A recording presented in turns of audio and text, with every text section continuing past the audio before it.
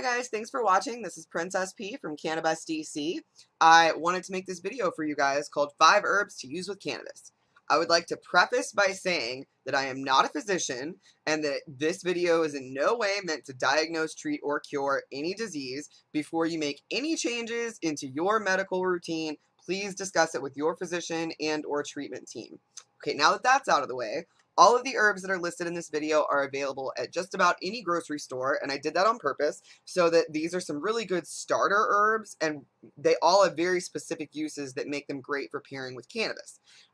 Each slide that I'm about to show you in the bottom right corner has a link listed.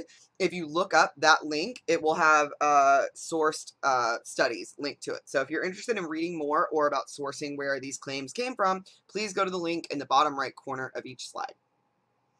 So let's get started. The first herb that I want to talk about is turmeric. The chemical compound of turmeric, curcumin, is the one that is the reason that turmeric works so well. Now, its inflammation properties are so good. Like, in fact, turmeric, along with one or two of the others that are listed in this video, are things that I use actually I use all of these every single day, but the turmeric I actually started using before I was even a medical cannabis patient, as well as ginger, which is the next slide. The inflammation properties have helped me personally decrease my NSAID usage in half. I hope to eventually be off of NSAIDs, but for now, that's not an option for me. But the turmeric has definitely tremendously helped me be able to keep my use of NSAIDs down. So anti-inflammatory, without a doubt, is absolutely its #1 property. Anti-cancer. So anti-cancer does not mean that it is a substitute for chemotherapy. It does not mean it's a substitute for radiation or any other cancer treatment that you would get from a doctor, from an oncologist. What it means by anti-cancer is mostly prevention. There have been some studies done on mice and a few other things where it has shown cancer cell growth reduction as well as tumor reduction, but more study is needed specifically on people as well before that can be called like an actual cancer treatment option. For now, it would be considered more of an anti-cancer prevention. So it increases your antioxidant capacity, which is part of what makes it anti-cancer. If you don't know about antioxidants, please feel free to Google it and look it up yourself. But basically, those two reasons are the reason that it's good for anti-cancer. Now, I'm sure you're wondering, what do I mean by good for brain health? So, turmeric increases the growth hormone BDNF that is responsible for a lot of brain health things. People that have depression, Alzheimer's, and a few other things typically have decreased levels of BDNF. So because turmeric increases that growth hormone, it can actually help you if you have depression or Alzheimer's or any of these other things. It's not going to necessarily cure the problem, but it can definitely benefit it. And if you're taking it as a prevention, then it could potentially prevent you from ever getting to that point. Along with many of other factors. It also lowers your risk of heart disease, which, is wonderful. So that's what I wanted to share about turmeric. The next herb is ginger. The primary compound in ginger that makes it work is the gingerol, but also ginger also has a pretty high amount of curcumin. So ginger and turmeric together are like twins. I literally never use one without the other. So it's anti-inflammatory, just like turmeric. It also is anti-nausea, which is not surprising because what has every grandma since like the history of most of us, tell you to do when you have a stomach ache? To drink ginger ale. And that's because ginger has anti-nausea properties. So it definitely helps with your stomach. If you've got a lot of different digestion issues, ginger in general is really good for that. It also helps regulate your blood sugar. So if you're somebody with diabetes, ginger is a really good way to kind of help regulate your blood sugar and prevent like insulin spikes. It lowers your LDL, which is your bad cholesterol. It also has anti-cancer properties similar to turmeric as far as the prevention side. More study is needed as far as considering it an actual treatment.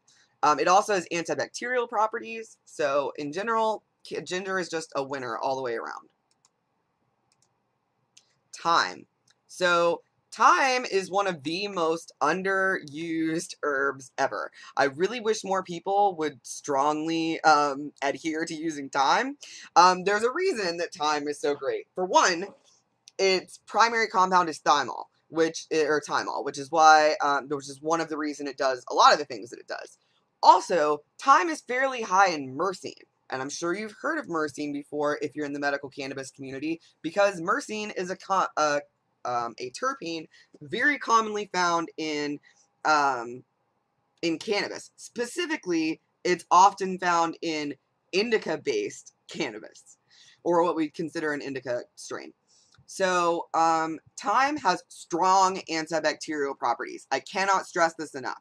Strong antibacterial properties. If you've got skin conditions or, let's see, sore throats, bacterial infection, use thyme. I cannot stress it enough. Antifungal, anti-inflammatory. Thyme is one of the best things I've found ever for treating colds, for treating flu, and for treating skin conditions. There's also been some, I didn't write on the slide, but there's also been some anecdotal evidence about it treating yeast infections. My guess is because that's from the antifungal properties. I have never used it for that purpose. It also has sedative properties and increases the amount of THC that you're absorbing. That is due to the myrcene content. So have you ever heard people say that, like, if you eat a mango, that, like, it's going to increase your high? Okay, well, the reason that people say that is because mangoes also have myrcene, and because myrcene allows your brain to absorb higher levels of THC before its saturation point. So because of that, it allows you to get, quote, higher, and also tends to make you feel sedated, which is also what most people who think of an indica think of. That's because of myrcene. So thyme is really strong in that. So if you're wanting to increase, or especially if you are somebody who has gotten to kind of like a, what's the word? Like your tolerance is going up and you're not really sure how to increase the pain properties that you're looking for, but you don't want to like move to just using concentrates or anything like that, I would strongly recommend that you include thyme into your daily routine. Use it about 30 minutes before you're going to smoke or eat an edible or use tincture or whatever, and I would be really surprised if it didn't help your pain levels. Sage. Sage is one of my favorite herbs. I love it for a number of reasons. So sage is really good for brain health. One of the reasons it's good for brain health is because the humulene that's in it, which humulene, caryophyllene, and terpineol are terpenes that are commonly found in cannabis. So the mannol is the primary chemical compound of sage. The others are terpenes that are commonly found in sage. So it increases your brain health. It helps with anxiety. It helps with depression. It also can help balance your hormone levels. So if you've got PCOS, endometriosis, you're going through menopause, you have just really terrible periods every month and you're not sure why, sage, include that into your routine, especially if your primary issues are around your period or when you're PMSing. Include sage into your routine. It's great for digestive issues along with ginger. It's good for kind of settling a stomach. It also is good for reducing appetite. So for people that do not want to have to deal with the munchies when you're smoking, which is, people kind of joke about the munchies, but for a lot of people, myself included, the munchies can really do a lot of damage. Like, I have celiac disease, for example, so I can't eat gluten, and that sounds like common sense, but like, if you get me really, really high to the point that like I'm, really shouldn't be doing anything, and I am around food that's not at home, I am less likely to pay attention to the labels and other things as I am if I'm not stoned. So if I have the munchies, it can sometimes be a bad thing. I have definitely, just by not asking or checking, which sober pee would do, I've accidentally consumed gluten more than once. So of course that's totally on me. But so for me, looking for strains that are high in humulene, caryophyllene, and terpineol help a lot. Specifically the caryophyllene. So appetite reduction is a big thing here. So if you're looking to not get the munchies, I would suggest adding sage to just ensure that you're getting that assistance before you smoke. It's also antibiotic.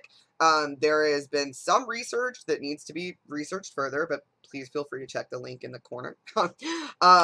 That sage has been known to produce as strong of antibiotic properties as penicillin, but only in very, very high doses. So, yeah. It also has a sedative effect,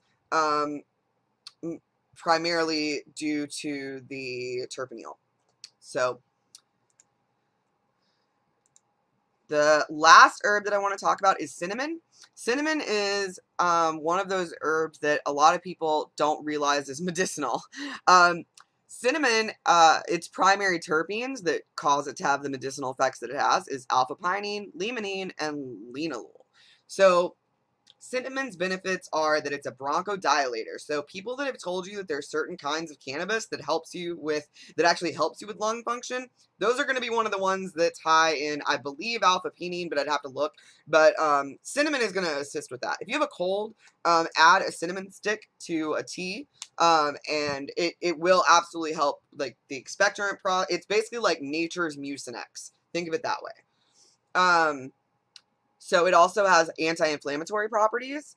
It improves your mood, specifically like depression. If you've got mood disorders, cinnamon is really good for that. It also increases the terpene absorption for other types of terpenes. So,